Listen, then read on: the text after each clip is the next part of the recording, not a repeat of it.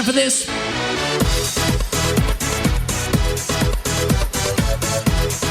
Welcome back to another amazing episode of the Perfect RIA podcast. And I'm here with you with a special guest, one that I've known for many, many years. So I'm excited to have him on the podcast, and we're going to focus on doing what works. But my special guest today is Jeff Rattiner. And I met Jeff, Jeff, what is it going on?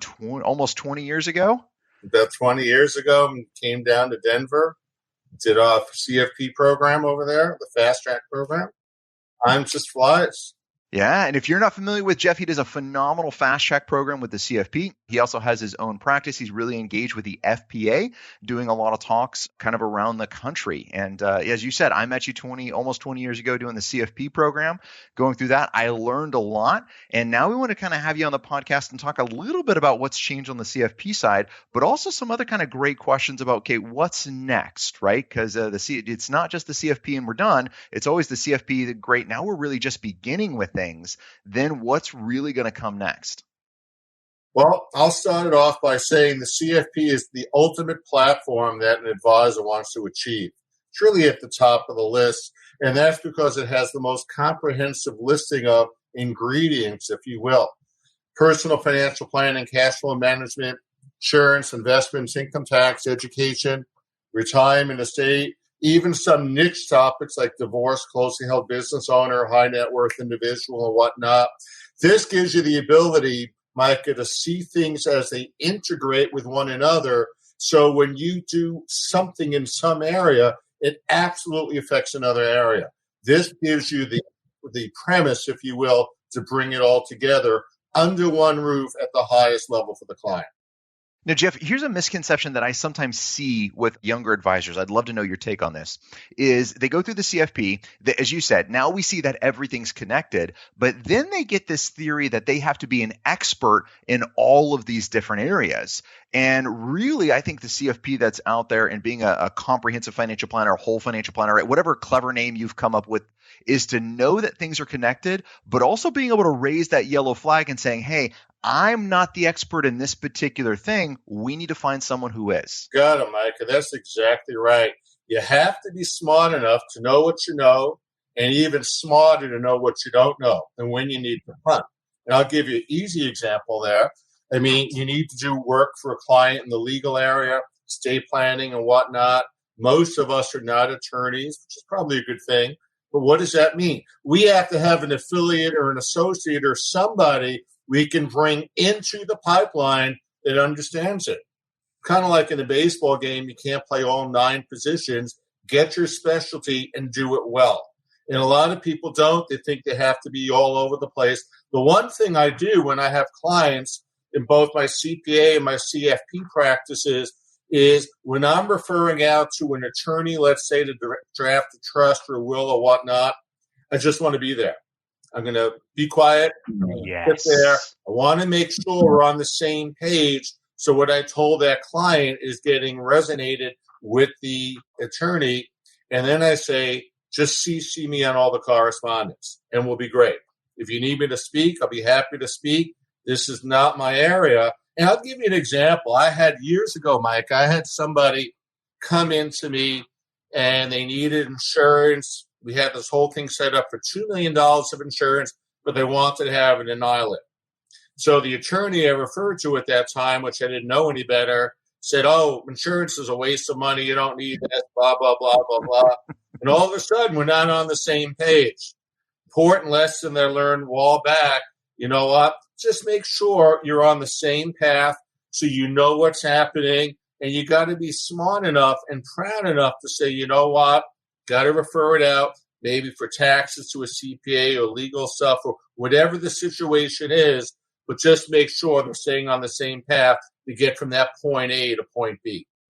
Jeff, I absolutely love that. So in our practice, one of the things we've created is an estate planning checklist, an attorney interview checklist. We also have one for the CPAs as well, because I don't want to, because I have, just like in your experience, right? I figured all estate planning attorneys were the same. They'd be on the same page, totally got blindsided inside of a client meeting. Then I was like, all right, this is not going to happen again. So now we have an interview checklist that we go through. And one of the things that I have learned time and time again, and actually pretty high-end estate planning attorneys will totally mention this, estate planning attorneys do not understand taxes. Right. They don't know how IRAs work, how 401ks work, right? They don't have a concept inside of that. And so sometimes they can create problems, even though their documents are legal, right? That's one issue, is you got to have a legal document. But the second question is it has to be going with the client goals. And then third, what really has to happen, we got to make sure it's the best interest of the client, that we're not creating a tax time bomb for them. And just because we chat with an attorney doesn't mean they're not creating that tax time bomb. And that's one of the beautiful things about the CFP. It shows us that all those things are connected, but you have to interview them first to make sure you're not sending your clients to the wrong place. Yeah, you're dead on, Micah. And the thing is, a lot of people, they have too much pride to say they don't know something. But I'll give you something more relevant now. So we have more people retiring. They're moving from state A to state B. And you know what? State B is a whole different ballgame. Common law, Yes. community property, whatever the case may be, you want to get somebody from that state where the client is moving to so they understand it. What the CFP does, the CFP certification, I should say, is it brings to the forefront exactly how things tie together. And using that work program approach is great. I mean, I started that years ago in my CPA days, and it's like, do this, do that, do this. And at the end of the day, you know what? You accomplished everything. And if it's not your area, did you farm it out to whoever? And maybe he or she goes ahead and checks off all the boxes to make sure the client's being well taken care of.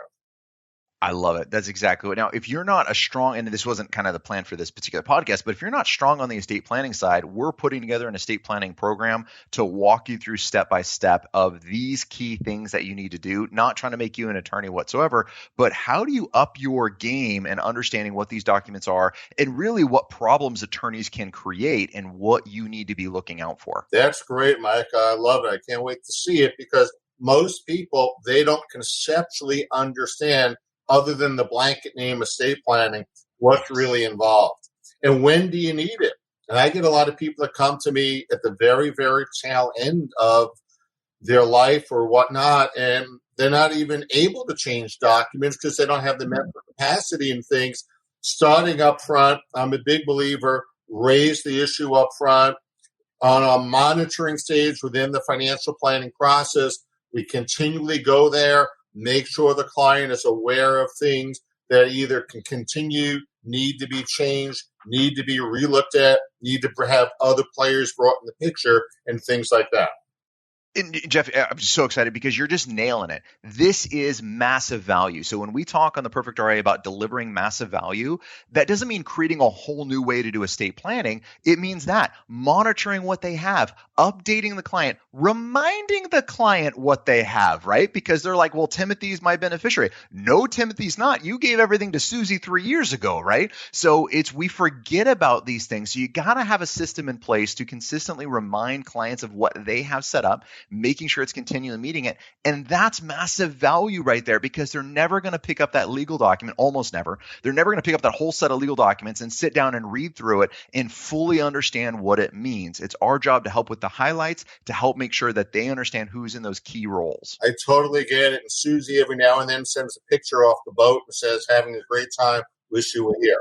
And here's the thing, Micah, this is key. I love what you're saying. And the way I deal with it with my clients, and I help other clients in my lectures that talk about this, bring the core members of the family together. Yes. Have something drafted up. Point it out. 1, 2, 3, 4, very simplistic. If something happens to me or my spouse or your mom or dad or whoever else is involved, this is what's going to happen. And this is how we're going to structure it. So everybody knows what the game plan is in advance, yes. Right? You're in a football game. You know what the team is going to do. Excuse me. I get choked up when I talk about this. It's such a good, passionate topic. Exactly. You know what the path is going to be, and you want everybody involved. And this way, God forbid, you're in a situation where you can't communicate it or something happens or things don't go according to plan.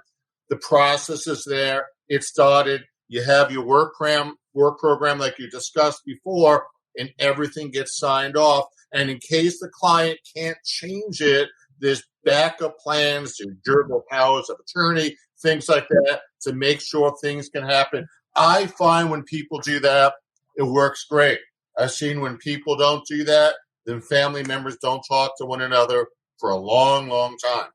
And these are things that when we're meeting with clients, that when we have these family meetings, Jeff, one of my rules is the entire family has to be present for the meeting, right? So if we have to Zoom people in, then sweet, but I'm not going to have 4 different meetings about this because now everyone's heard 4 different conversations. So I want to have one meeting where everyone is going to be there. All the key players, as you said, are going to be there. We're going to discuss it. That's going to be there.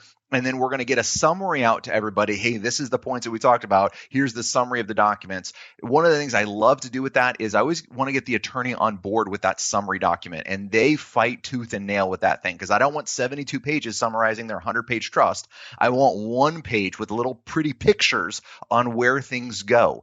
And that's hard to get the attorneys to agree on, but that's a really powerful document to make sure you have family harmony when someone dies or when something bad happens. That's absolutely correct, Mike. And one of the things that I've also talked about for years and years, that yes, everybody got to be in the picture at the same time. They have to be present.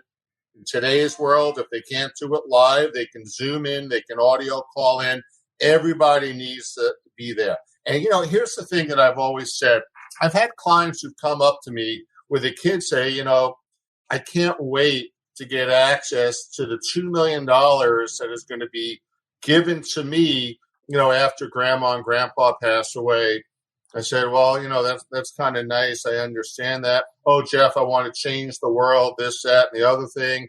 And everybody has these grandiose plans, and the people that matter don't really know. So here's what I do, and I think you'll find this interesting. So I'm just going to make up a scenario. So let's say that grandma and grandpa have $10 million, and there's 5 total children and grandchildren. So in theory, each one stands to inherit $2 million. Grandma and grandpa say, you know what, $10 million, we don't need to buy life insurance. It's a waste of money, this, that, and the other thing. And then I say to them, listen, let's do this. Everybody's in the room. It's being recorded. There's an assistant there just to make sure everything's coming out nice and clearly. And then I basically frame out the structure. And I'm just going to make up numbers now to make points easy. Everybody's telling me they want their $2 million to save the world and this and that. Right. And you want to make sure everybody knows what's going on all at the same time. So I said, for $2 million, again, just easy made up numbers, that we can buy essentially long-term care insurance for each person, grandma and grandpa. Total cost is going to be somewhere in the neighborhood of $10,000 a year. Easy number, $2,000 a person. Sure. Let's say that grandma and grandpa live another 20 years. So you're looking at 20 times 2,000 is 40 grand. I'm a math guy, right? I'm a CPA. I say, I like the odds. Worst case scenario, cost me 40 grand. Best case scenario, not that I'm looking for it to happen, but it's going to happen. Right. I'm going to get $2 million income tax free. I like the odds. I think you should do it. And then I go around the table and everybody expresses your yay or nay and why.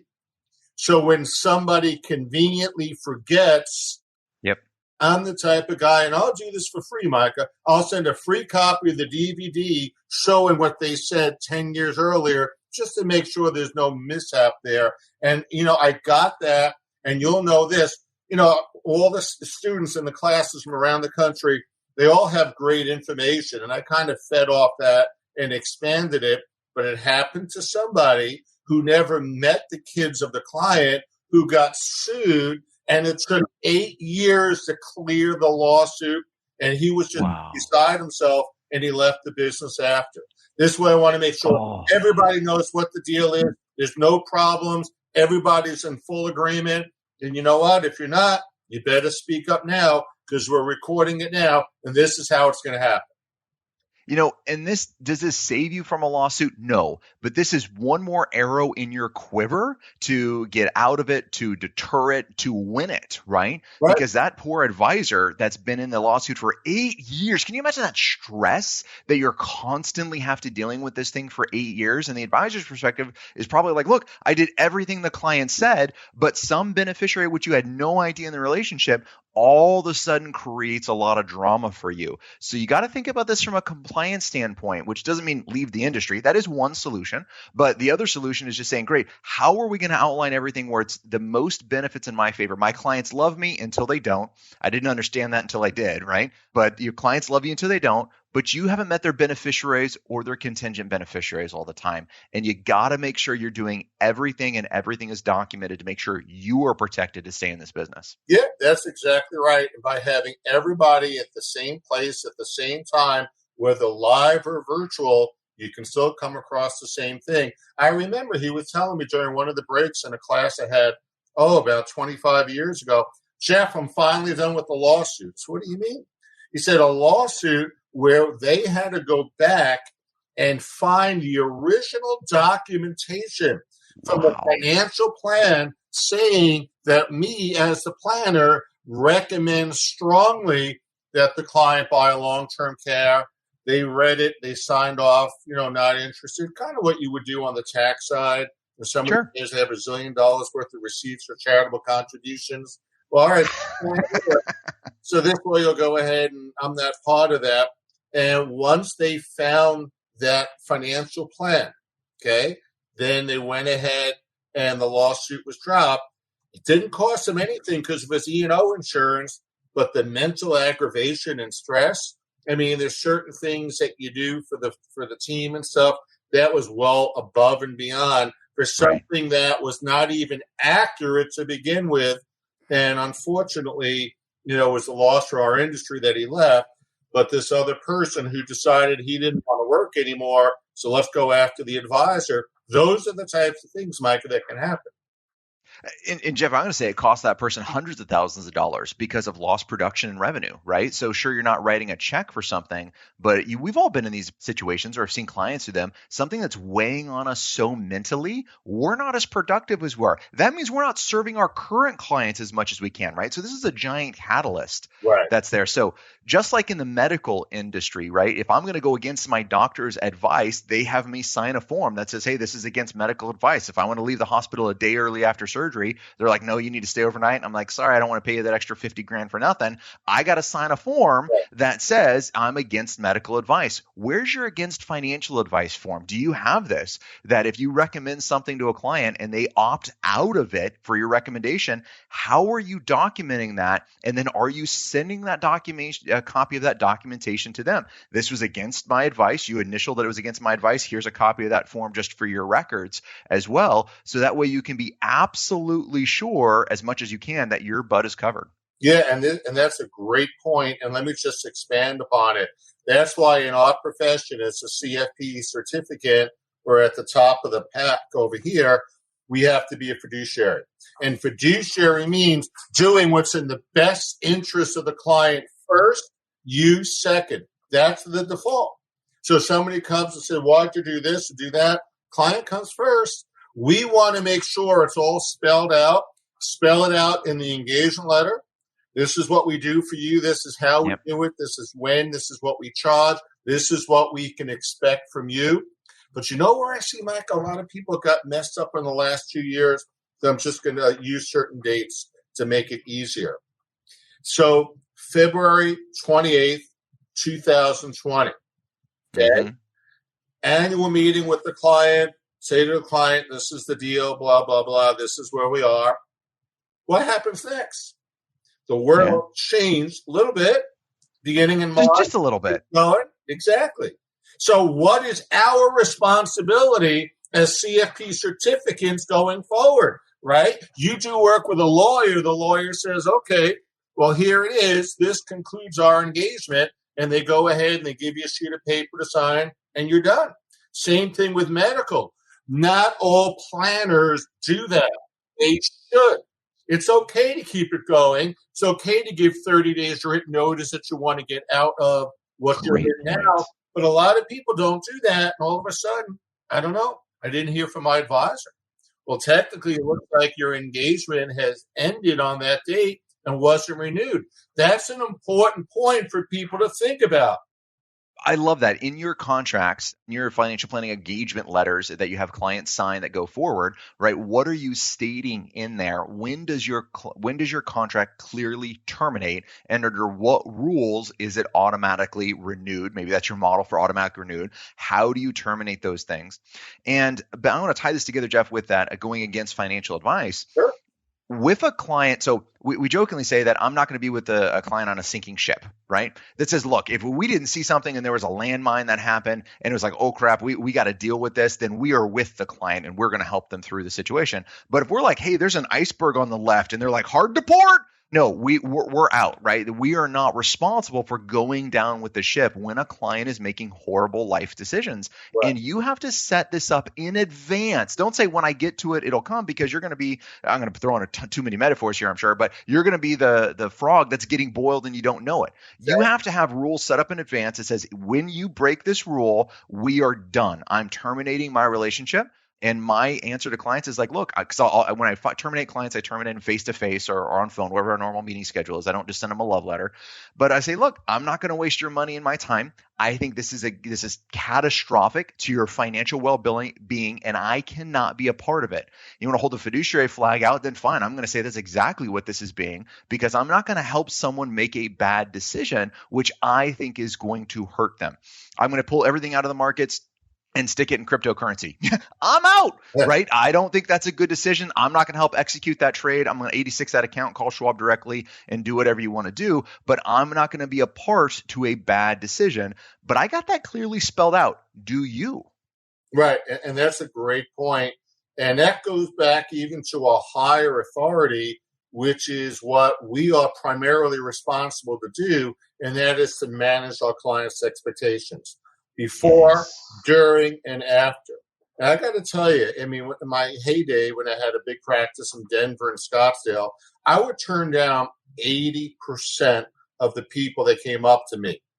Not for any reason that they weren't nice or whatever, but logically, very simply, I'm here, they're here, right? Mm-hmm. Ultimately, they want to go here to here. We're never going to be on the same page. So if we're not on the same page, why waste my time? Because I'm never going to make it right for them. They could be totally right, but I don't have the viewpoint that they do. So I go ahead and say, you know what? You're a great person. I'd be happy to give you a referral. The way we do our business here, there's no match. There's no concept. And that's before, during, or after. And you look at it after, like we had, let's say, from February in 2020 to going forward. I don't know. Micah didn't call me, tell me to sell everything to put it all into cash. What's wrong with him? Is he missing the boat or whatever? No, you don't get it. You have to know the market goes up and it goes down. And that much I can tell you consistently with 100% accuracy. What I can't do is tell you when it's going to do it. Otherwise, I'd be doing that for myself. Hey, I'm pretty good 18 months in the rears, right? 18 months of like looking backwards. I am phenomenal at telling you exactly what happened in the market. No, I joke, right? But this is exactly what I tell to clients, and they do just that. They laugh. Then they're like, oh, that's right. Micah can't tell the future, right? And so we got to have a plan, though. What's your plan when the market goes down? And that's what we say to clients. It's not if. What's your plan when the market goes down? And we consistently, every single client meeting, especially in bull markets, when the market is taking off, we pause and we say, great, we'll take all this we can get, but when the market goes down, here's going to be our plan. And now our clients feel a lot more security, because when the market drops, they're like, oh wait, Micah has a plan for this. Right, exactly. And they have to know we're not going to cut them short, but at the same time, they have to buy into our logic of how we view things. And there's always going to be changes. And they have to be aware, yes, it will change. I don't know when, but we do have game plans for different scenarios out there. But if you're going to come in and what the worst thing is, listening to the media, watching TV, reading newspapers about, the world is ending this way or that way or whatever, don't care. I used to tell all my clients and my students, you probably remember this, The only thing you should be reading consistently in the newspaper is the sports section. That's it. Nothing else matters. Because if you're going to go in there and you're going to be looking at, oh, man, these people are telling me to get out, what do they know? They're not CFP professionals. They're just great with what they do, lucky enough to get in. But you know what? We have the game plan. You're entrusting us. And I have to tell you, there's no better feeling when you've been with the client, let's say, for 20 years, when they first had a child, 20 years later, they're graduating college, and you're part of the party. You're there. Cool. You're helping. You help make that possible. That's as good as it gets. And you know what? When the client doesn't see that, or they're trying to outperform the system, you can't. Slow and steady wins the race. I say to the client, if you follow my lead, when you need money at different intervals, the monies will be there. And that's it. I love it. So I know we got a couple minutes and I want to get to action items in just a second, but I say one of the big things too, another misconception that's sometimes out there is after a new person gets a CFP designation, et cetera, they say, okay, great, I got to do my X amount of, CEs, continuing education that's there. And then they kind of stop their education process. And I really think that you got to have an active plan. Again, as we said in the beginning, the CFP certificate only gives you the beginning, right? Now you get to start learning about financial planning. That's all the book stuff you got to do to pass a test and to give you this wider view that's out there. Now you really have to specialize into your niche, into your focus area, and you got to have a plan for continual learning. So I have a PD budget, professional development budget. I take X percentage of my gross revenue, I sock it away every year, and I have to spend it on professional development. And this isn't your $8 CEs that you're buying, right? This is truly going to courses, going to classes, being part of mentorship programs, being part of coaching programs, talking with other advisors. How do I get better at my craft? How to become a master of it to really improve so I can DMV deliver massive value to my clients? Yeah, I love it. And, and that's exactly what it is. You hit it right on the head. It's not like we're at the top so we can take it easy, lay back, and, just hang out. It's a starting point.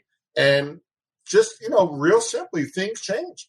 Tax law will change every 2 3/4 years. Things change. You got to be on top of it. Not only do you need to do it for yourself, your clients expect it. And if you're going to operate with the client at the best level, as number one and you're number two, you have to do that. So I love that. Getting the information you need. It may not be in everything if you don't participate in a certain area, but you need to get it enough to see how it all ties together to help the client move from point A to point B. A lot of people don't. They take the minimum. I've seen people kind of botch it up by not doing really what they're supposed to do to keep it nice. Yeah. And the bottom line is, you know what? You just got to go out there and learn. Learning is the best thing that can happen because it means we are proactively taking charge and care of the client, and it doesn't get any better for the client than that. I love it. So this podcast is all about action items. So I want to go through just 3 action items, and I'll kick it off, Jeff, of just saying, okay, what are things our listeners can do this week to improve? And I'm going to say the first one is we were talking about in the beginning of the podcast. What's your DMV, your delivering massive value plan for estate planning, right? Don't focus on the whole plan. Focus on one segment of it. Let's just say just estate planning. What's your process for delivering massive value on the ongoing, on the onboarding process, then in the ongoing process as well? Yeah. And I would say, even putting it together, develop the work program to show it, number it, make it easy for anybody to follow. And here's the other thing, Mike, that's really important. You make sure you deliver it to the entire firm, your office. Yes. So everybody does things the same way. You may come out with a little bit different outcomes. That's okay. But the process used is the same. And that is so critical. And this way we know, even if people answer the phone, they could always just give some generalities because they know what they need to do. And you know what you can do too? From there, a second thing to look at too is coming out with the engagement letter and spelling out what we do and what we don't to make sure that people know what's going on. And I'm going to give you a third thing here too that I love to talk about in my lectures, and that is developing a procedures manual. Here's how we do things in practice. Boom, boom, boom. I let everybody go ahead and then comment on it. And then what I used to do, when I had a lot of staff, was go in and basically have people do plans for each other in the office. So everybody knows how to use the software, how things tie together. They're very well versed in what needs to happen. And then you can develop an executive summary type of procedures manual and use that for prospects coming in. Hey, here's a 4-page synopsis of what we do. If you love it, clever idea. And if you don't, that's okay. Go somewhere else. But everybody knows what the thing is up front, and that's how we manage our expectations to help get us our clients from point A all the way up to point B. I love it. You got to use it internally with the team. You got to make sure everyone's on board with it. You give the nice summary to the client. This is what you can expect. You could even have that as a prospecting side on the website in the initial meeting. Jeff, I think that's fantastic. Thank you so much for being a part of our podcast today and helping our listeners and our audience. And if people want to learn more about you and find out what you're doing, where can they do that at? Well, they can visit my website, www.jrfinancialgroup.com. I've written 10 books out there. A couple of them are on the back wall over here. Do a lot of podcasts and a lot of other writing and so forth. And I try to help you out as best as I can to help take it to the next level. But I appreciate the opportunity, Micah. Jeff, thank you so much for your time. And to all of our listeners, happy planning. Hold on before we go. Something that you need to know. This isn't tax, legal, or investment advice. That isn't our intent. Information designed to change lives. Financial planning can make you thrive. Start today, don't think twice. Be a better husband, father, mother, and wife. The perfect RIA, the perfect RIA.